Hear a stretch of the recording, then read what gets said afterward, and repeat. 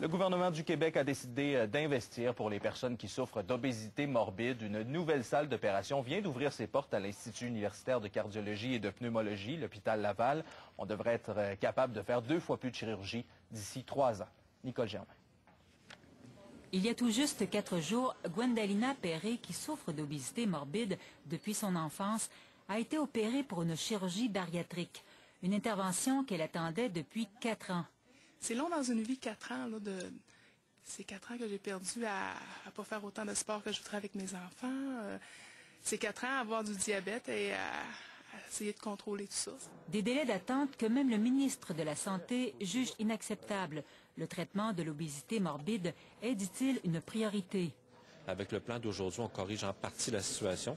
On a l'intention d'aller beaucoup plus loin au cours des 3 prochaines années. Par la suite, revoir le plan pour s'assurer que tous les patients puissent avoir leur chirurgien à l'intérieur de 6 mois. Avec l'ouverture de cette nouvelle salle d'opération, on compte doubler le nombre de chirurgies bariatriques. Pour l'ensemble du Québec, le plan d'action prévoit que ce nombre atteindra 3 000 d'ici 3 ans. Un pas dans la bonne direction pour les médecins qui voient souffrir leurs patients. C'est la honte. Ils ont honte. Ça, c'est pire que le diabète, c'est pire que l'hypertension, c'est pire que mourir. Pas de qualité de vie. Moi, comme chirurgien, je ne suis pas là pour étirer le monde comme des élastiques jusqu'au coton. Ils se suicident et en plus de ça, ils sont malheureux, ils sont isolés.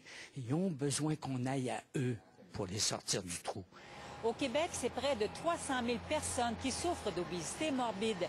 Et pour elles, leur seul espoir, c'est la chirurgie bariatrique, considérée par l'Organisation mondiale de la santé comme le seul traitement efficace. Nicole Germain, Radio-Canada, Québec.